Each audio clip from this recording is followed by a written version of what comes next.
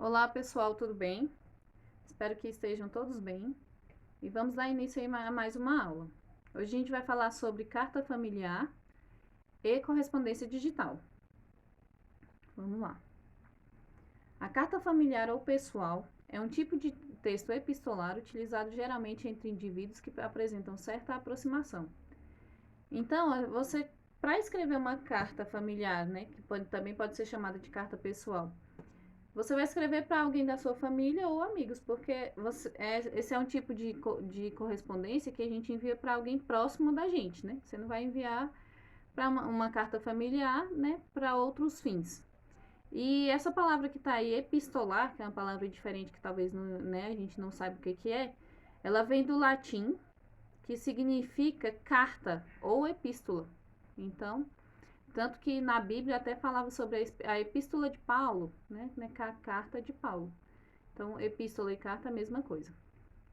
Ainda que seja pouco utilizada atualmente, vista a expansão da tecnologia, e-mail, redes sociais, etc., há pessoas que preferem escrever no papel, texto manuscrito, e enviar as cartas via correio. Então, gente, hoje é bem comum, né? Eu não conheço ninguém que envie hoje em dia cartas, mas deve haver. Então, se eu quero enviar uma carta, eu tenho que comprar um envelope, comprar um selo, escrever aquela minha carta e colocar dentro desse envelope. Na parte de trás, né? Eu vou destinar a minha carta e na parte da frente é onde eu remeto, as minhas informações é chamado de remetente. Para quem vai essa carta é chamado de destinatário. Vamos lá, vou falar um pouco mais sobre isso no próximo slide. Olha aí as características.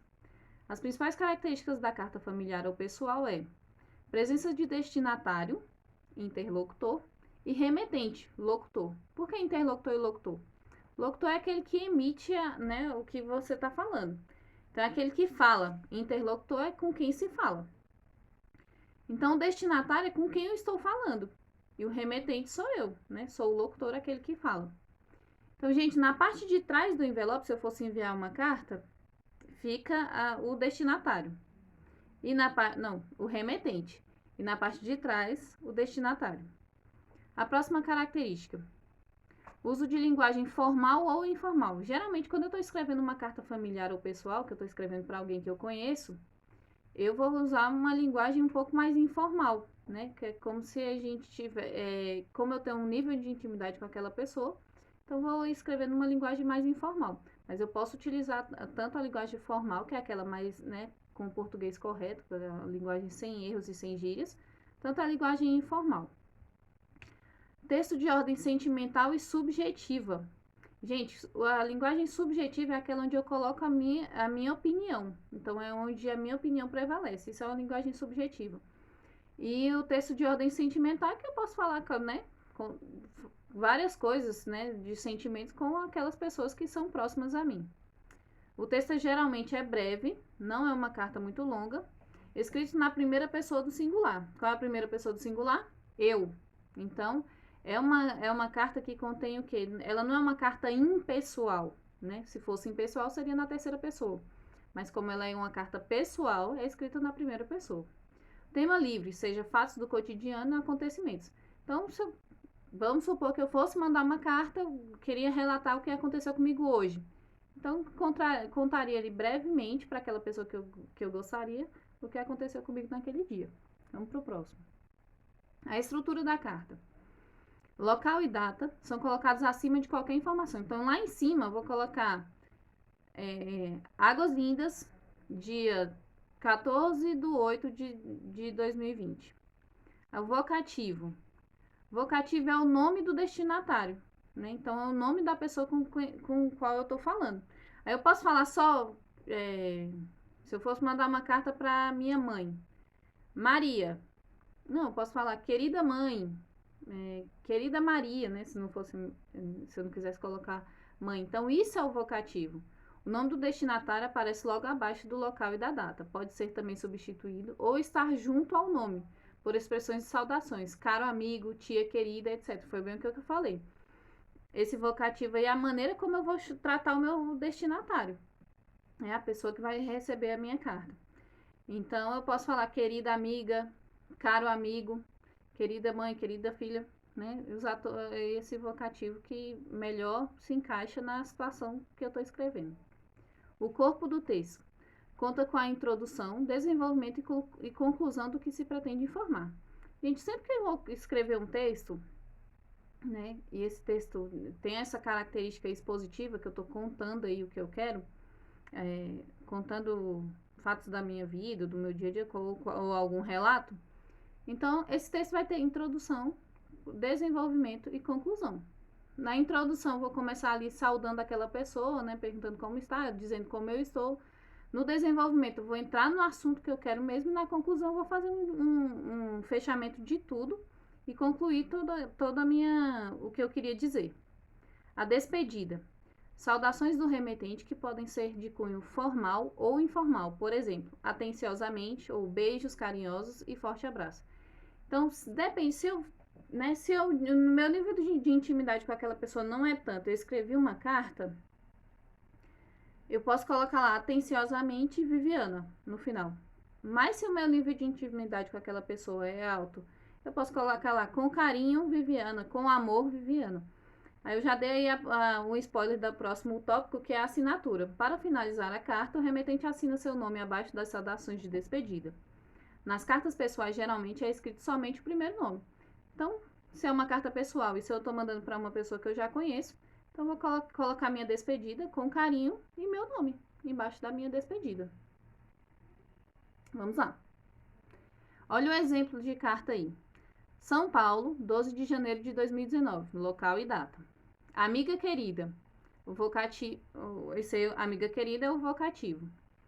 E olha a carta. Estive pensando muito em você esses dias e resolvi lhe mandar uma carta para falar sobre o ocorrido naquela noite. Antes de mais nada, quero ressaltar que a Ana estava de olho no Adriano desde o início da festa. E já sabemos que antes disso. Como você não estava presente, ele aproveitou o momento para chegar nela. Todo mundo viu eles ficando, e isso foi uma surpresa para todos. Quero que saiba que quando precisar conversar, conte comigo. Estarei aqui sempre que precisar. Podemos combinar um cafezinho esses dias. O que acha? Tenho muitas saudades de nossas conversas. Bia.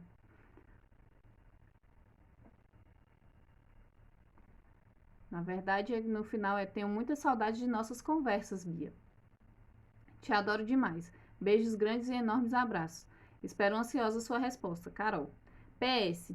Até quando você fica na cidade? O Davi está agora na praia, mas chega dia 15. Uhul!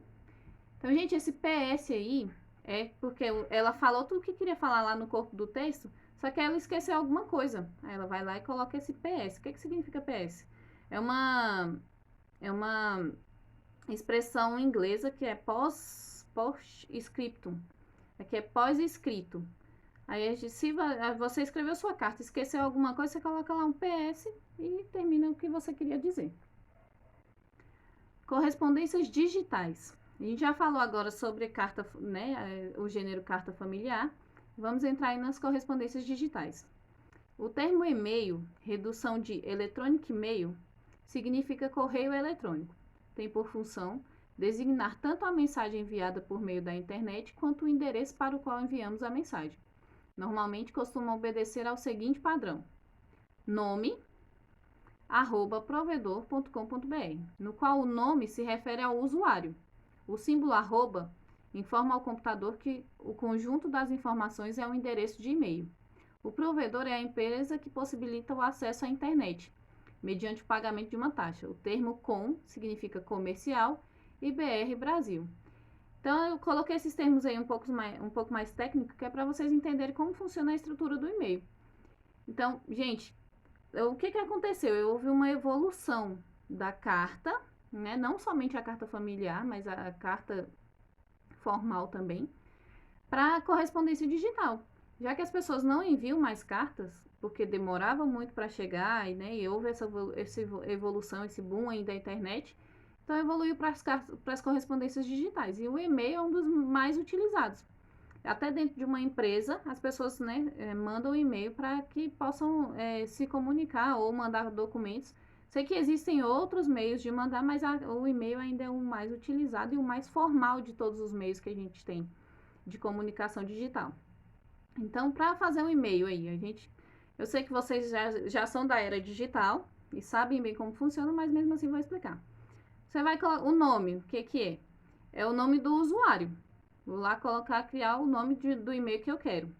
O arroba é o símbolo que a internet reconhece como aquilo ali sendo um e-mail, né? Sendo o endereço de um e-mail. O provedor é a empresa que a gente está acostumado aí, Gmail, Hotmail, Yahoo. Esse é um exemplo de provedores. E o com, que é de comercial, e o BR, que significa Brasil. Vamos para o próximo. A estrutura de um e-mail. Em termos estruturais, ele se assemelha a outros gêneros, tais como o bilhete, memorando e, sobretudo, a carta. Como eu bem falei, é uma evolução da carta, né? Só que agora é muito mais rápido. Aí essa estrutura conta com vocativo, texto e despedida. O vocativo refere-se à pessoa para a qual é destinada. Então, lá no meu e-mail, dependendo da pessoa também que eu estou falando. Se eu estou mandando um e-mail para minha amiga, eu vou colocar lá, querida amiga ou amiga, e já ali emendar o meu texto. O texto, caracterizado pela mensagem propriamente dita. Então, eu coloco lá o meu vocativo. Não preciso colocar lá o Caio Data, porque como é uma correspondência digital, na hora que eu vou lá escrever o meu e-mail, já aparece esses dados, né, de local e data. Aí tem lá o vocativo, que é a pessoa com quem eu vou falar, o texto, né, que é a mensagem propriamente dita, e a despedida, seguida de assinatura do remetente. É tanto que nos e-mails a gente já pode deixar a assinatura lá gravada. Você não precisa mais estar colocando lá, atenciosamente, Viviana Marques. Não, eu deixo lá gravado, quando eu escrevo o e-mail já aparece. Mas se eu quero adicionar algo mais informal, eu posso colocar lá, deixar minha mensagem e colocar com carinho Viviana. Próximo. Eu deixei um exemplo aí de um e-mail, olha só. Fiz o meu próprio e-mail mesmo, de viviana3marques@gmail.com para osmelhoresalunos@sextoano.com.br. São vocês. Correspondência digital. Olá, alunos, tudo bem com vocês? Em anexo segue a atividade dessa semana. Nosso conteúdo é carta familiar e correspondência digital. Conto com a participação de todos na realização da atividade. Lembrando que tudo estará na plataforma, inclusive o vídeo, esse vídeo. Atenciosamente, professora Viviana. Aí ali está o meu anexo. Onde que eu coloco esse anexo? Lá naquele clipezinho lá em cima. E para enviar minha mensagem, eu vou lá naquele tipo play ali, naquela imagem tipo play e enviar a mensagem. Com certeza vocês já estão familiarizados com esse tipo de correspondência. Vamos para o próximo. Aí eu coloquei outros tipos de correspondências digitais. Tem umas aí que eu nem conheço direito, mas como eu sei que a geração de vocês é uma geração bem mais avançada que a minha. Então, né, sobre esse assunto de correspondência digital, vocês talvez saibam mais do que muita gente. Então, coloquei aí, ó. Tem o Facebook, WhatsApp, Twitter, que mais? Instagram, Snapchat, aí tem esse G+, ali que é do Google, YouTube e Pinterest, e esse ali que eu acho que é... não sei, esqueci agora. Mas aí, as correspondências... olha só como a evolução da correspondência digital. Começou lá, né, a primeira correspondência digital era o e-mail. Aí depois veio o Messenger, Skype, aí foi evoluindo, agora a gente manda o quê? E o WhatsApp, que é um universal, né? Acho que é a correspondência digital mais utilizada. Direct, Messaging, tudo isso a gente utiliza hoje. Gente, esse foi o nosso vídeo de hoje. Espero que vocês tenham aprendido. Qualquer dúvida, vocês sabem que eu estarei no grupo lá da escola. E vocês podem me perguntar. Um abraço e até a próxima.